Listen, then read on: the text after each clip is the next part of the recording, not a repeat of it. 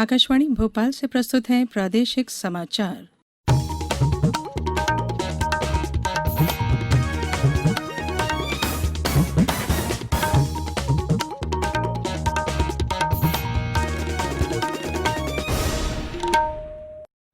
नमस्कार, समाचारों के साथ मैं धारणा सचदेव। पहले मुख्य समाचार। केंद्र सरकार ने टिकटॉक सहित 59 मोबाइल ऐप पर प्रतिबंध लगाया। सरकार ने इन ऐप की गतिविधियों को देश की अखंडता पर बताया आघात। अनलॉक 2 के केंद्र सरकार ने जारी किए नए दिशा निर्देश। प्रधानमंत्री नरेंद्र मोदी आज शाम 4 बजे राष्ट्र को करेंगे संबोधित। प्रदेश के स्कूल 31 जुलाई तक रहेंगे बंद और मौसम विभाग ने आज प्रदेश के कई जिलों में भारी बारिश की चेतावनी दी।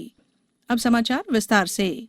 केंद्र सरकार ने टिकटॉक समेत 59 मोबाइल ऐप को देश की संप्रभुता, एकता और रक्षा के लिए खतरा बताते हुए उन पर प्रतिबंध लगा दिया है। इनमें से ज्यादातर चीनी मोबाइल ऐप हैं। सरकार ने जिन ऐप्स पर प्रतिबंध लगाया है उनमें TikTok, share it, WeChat, MI video call समेत अन्य शामिल हैं। इलेक्ट्रॉनिक्स और सूचना प्रौद्योगिकी मंत्रालय ने विज्ञप्ति में कहा है कि ये ऐप देश की संप्रभुता, एकता, रक्षा, सुरक्षा और सार्वजनिक व्यवस्था के प्रति पूर्वाग्रह से ग्रस्त हैं। IT मंत्रालय ने एक आधिकारिक बयान में कहा कि उसे विभिन्न स्रोतों से कई शिकायतें मिली हैं, जिनमें एंड्रॉयड और iOS प्लेटफॉर्म पर उपलब्ध कुछ मोबाइल ऐप के दुरुपयोग के बारे में शिकायतें की गई हैं। इन रिपोर्ट में कहा गया है कि ये ऐप उपयोगकर्ताओं के डेटा को चुराकर उन्हें गुपचुप तरीके से भारत के बाहर स्थित सर्वर को भेजते हैं। बयान में कहा गया, भारत की राष्ट्रीय सुरक्षा के प्रति शत्रुता रखने वाले तत्वों द्वारा इन आंकड़ों का संकलन, इनकी जांच पड़ताल और प्रोफाइलिंग अंततः भारत की संप्रभुता और अखंडता पर आघात होता है। यह बहुत अधिक चिंता का विषय है, जिसके खिलाफ आपातकालीन उपायों की जरूरत है।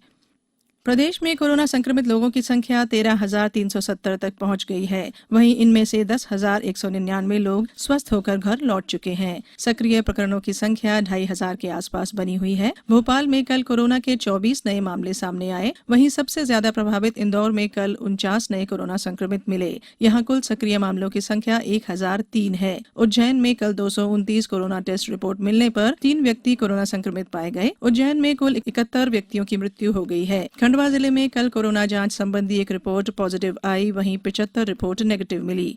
मुरैना में 56 लोगों की कोरोना रिपोर्ट पॉजिटिव आई है। नगर निगम क्षेत्र में 3 दिन का कर्फ्यू लगा दिया गया है। मुरैना जिला कलेक्टर ने कोरोना के मरीजों की संख्या को रोकने के लिए ये निर्णय लिया है। जबलपुर में कल 4 नए मरीज मिलने से कोरोना संक्रमितों की संख्या 400 हो गई है। इनमें से 315 स्वस्थ होकर घर लौट चुके हैं। ग्वालियर में कल 14 लोगों की रिपोर्ट पॉजिटिव आई है।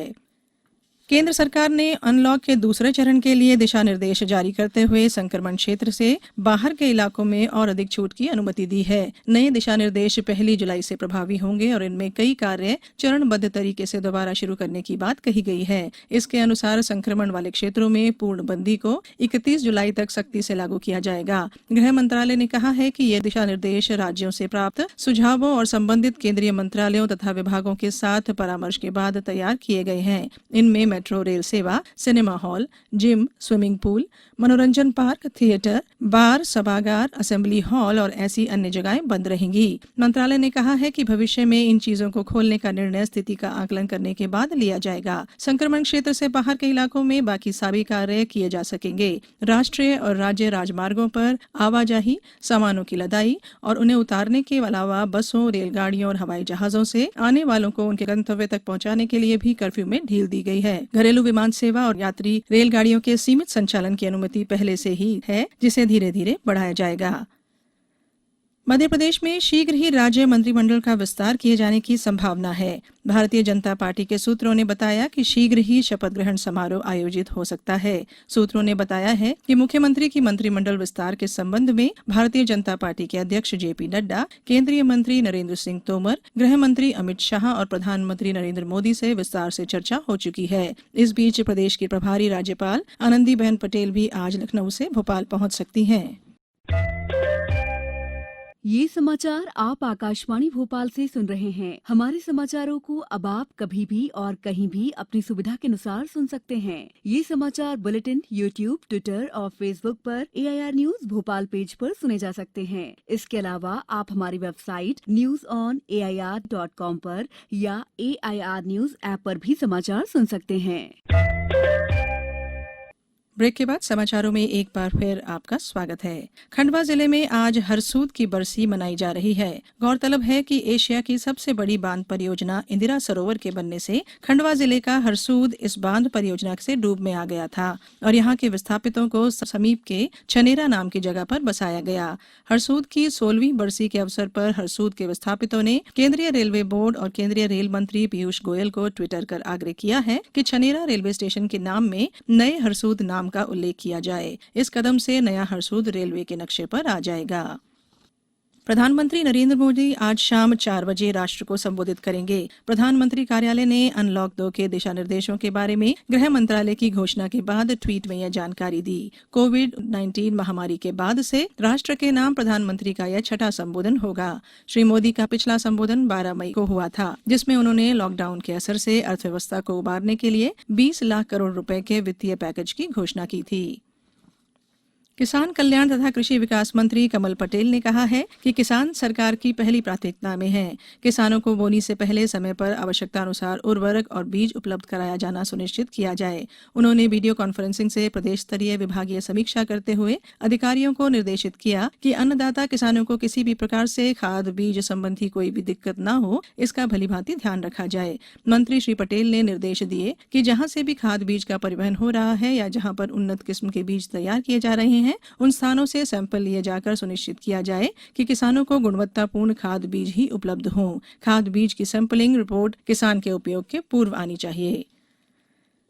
कोरोना वायरस के संक्रमण से बचाव और रोकथाम के दृष्टिगत मध्य प्रदेश के सभी शिक्षण संस्थान 31 जुलाई तक बंद रहेंगे। स्कूल शिक्षा विभाग ने इस संबंध में आदेश जारी किया है। इससे पहले समस्त शासकीय और अशासकीय विद्यालयों को 30 जून तक बंद रखे जाने के आदेश जारी किए गए थे। लोक स्वास्थ्य एवं लोकहित में लिए गए निर्णय के अनुसार ऑनलाइन अध्यापन की गतिविधियां पूर्व अनुसार यथावत संचालित रहेंगी। अब जानिए मौसम का हाल। प्रदेश में बारिश का दौर जारी है। राजधानी भोपाल में आज सुबह बादल छाए रहे, बाद में सूरज और बादलों में लुकाछिपी का दौर चलता रहा। उधर पूरे प्रदेश में पिछले 24 घंटों के दौरान रीवा, सागर, जबलपुर, होशंगाबाद और भोपाल संभागों में कुछ स्थानों पर बारिश हुई। वहीं शहडोल संभाग में कहीं कहीं हल्की वर्षा हुई। प्रदेश के शेष संभागों में भी मौसम शुष्क रहा। मौसम विभाग ने आज रीवा, सीधी, सतना, उमरिया, कटनी, जबलपुर, पन्ना, सीहोर, राजगढ़, रायसेन, विदिशा और भोपाल जिले में भारी वर्षा की चेतावनी जारी की है। अब कुछ समाचार संक्षेप में। प्रदेश के राज्यपाल लालजी टंडन की हालत स्थिर बताई गई है। लखनऊ के मेदांता अस्पताल के विशेषज्ञ चिकित्सक उनके स्वास्थ्य पर निगरानी रख रहे हैं। कृषि मंत्री कमल पटेल ने खरगोन जिले की बलवाड़ी मंडी के नवनिर्मित अतिरिक्त प्रांगण का ई लोकार्पण और फल सब्जी मंडी का ई शुभारंभ किया। श्री पटेल ने 8 करोड़ 13 लाख रुपए की लागत के पूर्व हुए कार्यों का लोकार्पण भी किया है। प्रमुख सचिव नगरीय विकास और आवास ने सभी नगर निगम आयुक्तों और मुख्य नगर पालिका अधिकारियों को निर्देशित किया है कि पोर्टल में पंजीकृत पथ व्यवसायियों के प्रकरणों का परीक्षण 10 दिन में करें। प्रदेश में विभिन्न विभागों में निर्माण कार्य तेजी से चल रहे हैं। कोरोना और लॉकडाउन के कारण जो काम रुक गए थे वे काम शुरू हो गए हैं। लोक निर्माण विभाग में 38,701 करोड़ रुपए लागत के 4,247 कार्य चल रहे हैं। और विश्वविद्यालय अनुदान आयोग के अध्यक्ष धीरेन्द्र पाल सिंह ने विश्वविद्यालय में लर्निंग मैनेजमेंट सिस्टम का ऑनलाइन उद्घाटन किया। उन्होंने कहा कि ऑनलाइन शिक्षा वर्तमान समय की आवश्यकता है। अंत में मुख्य समाचार एक बार फिर। केंद्र सरकार ने टिकटॉक सहित 59 मोबाइल ऐप पर प्रतिबंध लगाया। सरकार ने इन ऐप की गतिविधियों को देश की अखंडता पर बताया आघात। अनलॉक 2 के लिए केंद्र सरकार ने जारी किए नए दिशा निर्देश। प्रधानमंत्री नरेंद्र मोदी आज शाम 4 बजे राष्ट्र को करेंगे संबोधित। प्रदेश के स्कूल 31 जुलाई तक रहेंगे बंद और मौसम विभाग ने आज प्रदेश के कई जिलों में भारी बारिश की चेतावनी दी। इस बुलेटिन में इतना ही। घर में रहिए, सुरक्षित रहिए और सुनते रहिए आकाशवाणी।